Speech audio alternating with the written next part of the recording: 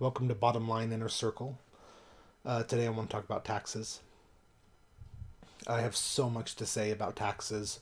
You know, it used to be the one unifying thing that I think the left and the right could unify on. No one needs higher taxes. But I've been proved wrong. The left loves higher taxes.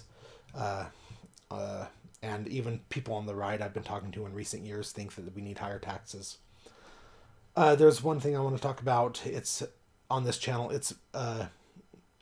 I want to talk about local politics as much as national politics, and I'm going to bring in a lot of local stories in because it sort of simplifies national stories somewhat. Um, so in this video, I think I'm going to start talking about local politics, and you can sort of gear it toward national taxes as well. I think I'm going to just stay strictly on local politics in this video and things that I've seen with my own eyes and things I've voted on with my vote and whatnot. So here goes. Let's go all the way back to 2002 when Utah was holding the Winter Olympics here, and they had to build this ice skating rink, and and other things they had to build for the Olympics too, but particularly this is ice skating rink. And they put a bill in to increase the taxes to build this ice skating rink. And how they worded the bill and put it in is, well, once it's built, then we will take the tax away, and there won't be any tax. That it will already be built. And so, of course, it got voted in overwhelmingly. And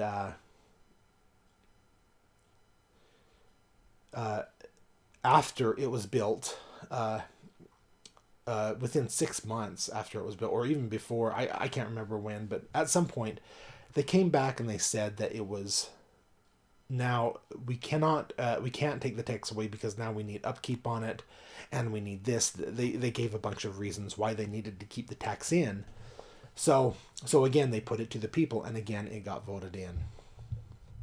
So I don't understand why society keeps on falling for this. And there was another thing with the UTA, Utah Transit Authority, that was basically exactly that. They to build a rail at some point, they needed they put it out for a vote, and it got voted in. And they said, well, once the rail's built, we don't need to do it. But then after the rail got built, then they said, well, again, they came back and said, well, we need upkeep, and we need to do this, that, and they gave a bunch of reasons why they needed to keep the tax in. So that tax never went away either, even though that when they presented it to the people in the first place, that's how they presented it. So I've seen that a few times here in Utah. Also recently, within this last year, there's been during the ski season, there's a lot of people going up Big and Cottonwood and Parley's Canyon to go skiing. And so they've been talking about different ways how they can cut back on that. But they've also last few years, the last five years is recent. They've been wanting to put toll booths up for these roads, so that you can drive up there, but you just got to pay the toll. And there were different talks about having 8 people per car going up, or which they still might do even with the tolls. Or just have buses going up the canyons, and then you park down at the base and the buses would take you up the canyons. So they didn't talk about any of that, but instead they put it to the people, or did they? I can't remember if they put it to the people or not. However, it did get voted in. And so now that they are able to toll people, I don't know if they built them yet. I don't ever go up Big Cottonwood in the summer. Sometimes I do, but never in the winter. But they're able to put toll roads on these roads now. But do you think they just limited to Big Cottonwood Canyon, Little Cottonwood Canyon, and Parley's Canyon?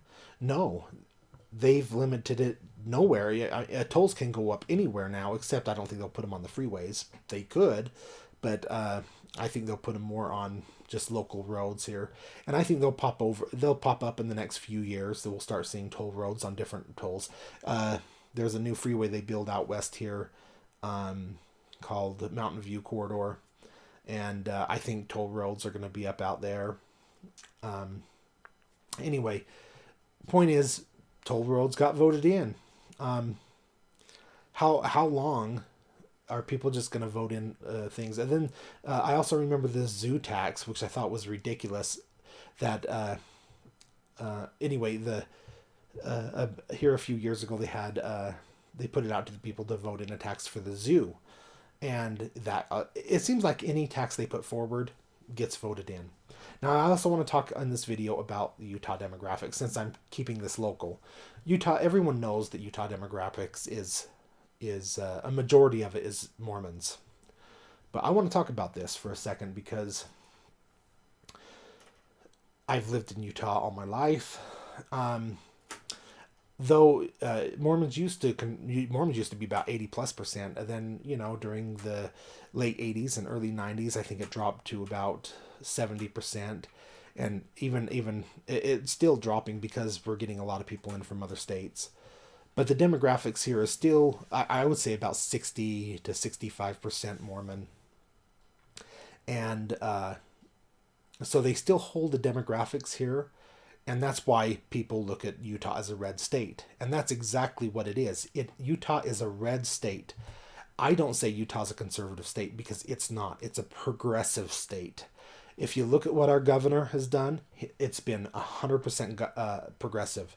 And if you don't know who this governor is, he was the lieutenant governor of John Huntsman Jr. And if you all watch the debates with when he was running for president, you know how progressive John Huntsman Jr. was. Yeah, he was a Republican, but he was a progressive Republican, and you could totally see it in his debates.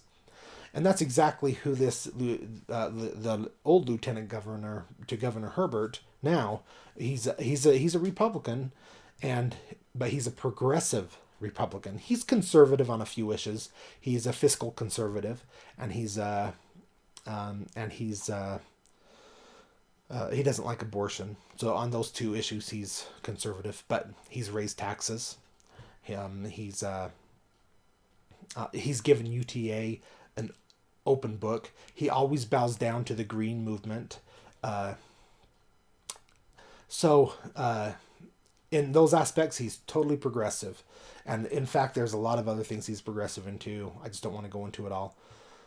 But Utah is a red state. It's not a conservative state, meaning that if you have a Mormon and you put an R by his name, he's elected. Now, I can talk about Jim Matheson and how he was Democrat and how he got elected. But again, he was a Mormon, and he would always vote. I think he would always vote, or say he would always vote no on abortion bills. But even in his last term, I think he did vote for some abortion bills. And I want to talk about that too, but I want to make another video about that, about how politicians, if you're a one issue voter and you're voting in voting for this politician for one issue vote, what you're really voting for is you're voting for that, but you're voting for all the other things. So if you like this one issue, but you have 20 things you don't like about him, and you vote for this guy on this one issue, you're going to have to accept the other 20 things you don't like around him, because he's going to vote for his party line. Especially when they come after him and say, hey, if you don't help me on this bill, no one's going to help you on this next bill. And that's just how politics is played out in Washington. But anyway, I digress that. I just want to get back onto the local government and taxes here. Utah is a red state. It's not a conservative state. And people across the country need to realize this. And even people here in Utah don't even realize this. And I do have I have a lot of Mormon friends. I have LDS friends. I consider myself Mormon. I grew up in the religion. I haven't gone to church in years. But I have a soft spot there where it comes to Mormons, because I defend them a lot. I agree with a lot of good. They have a lot of good ideas, but I disagree with some stuff too. I'll make other videos about that in the future. But it goes to this thing too, where, again, if you are a Republican and a Mormon, you're voted in. That's it. Boom. And how I can justify saying this is look at the people that have come out of Utah. Mike Lee is an exception. He's actually a constitutional conservative. And he's done some things I don't like, but I respect him because he at least stays he at least stays in a little line. Like it might be a wavy line, but he stays in those in the. I agree with him a lot more than what I disagree with him on. But look at Mitt Romney. Look at Mitt Romney. I voted for Mitt Romney for president, and I'm so glad he didn't get in. I mean, if he would have got in besides Obama, it would have been good at the time for the short term, but in the long term, I'm so glad he didn't get in. And look how he is today.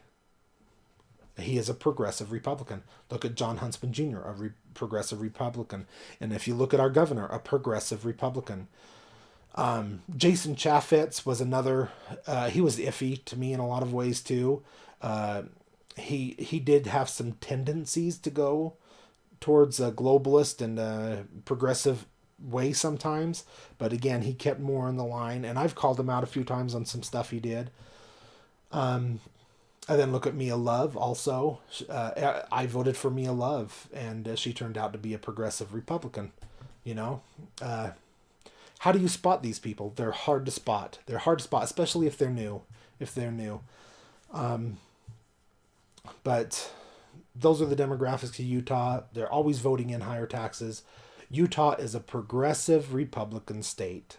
So if you're progressive and you're a Republican and you're Mormon, you've got in.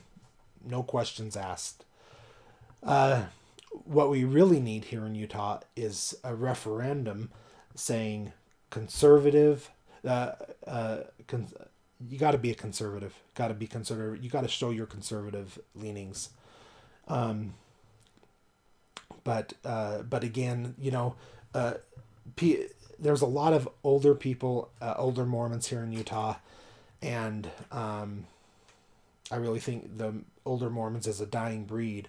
But they are a big voting bloc, and they view they don't know all these older or newer terms. Some of them are old, but like a libertarian or constitutional conservative or fiscal conservative, I really don't think they want to understand that language. Some of them may do, but still they just go by the Republican and Democrat. If you're a Republican, you are for this, and if you're a Democrat, you're for this, which we all know that the left has already blurred the lines and all that.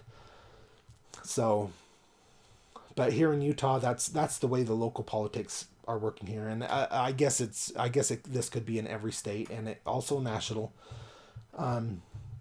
You really got to be careful on voting Republican or Democrat if you really think that's what you're voting for, because really you're getting a progressive socialist or democratic socialist if you vote Democrat, and really you're getting a progressive Republican if you vote Republican. So, and they're really hard to spot when they're brand new, you know, because what did they run on, you know? Mia Love was a mayor before, and she was a good mayor. I think that's why she did so well when she got into Congress, but then she went.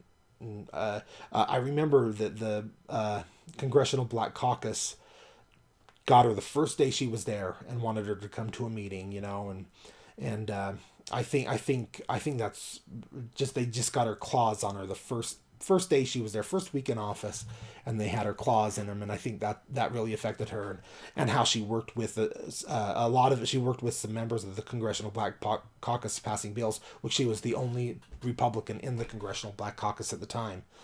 So anyway, and she played ball with them, and that's what a progressive does, you know.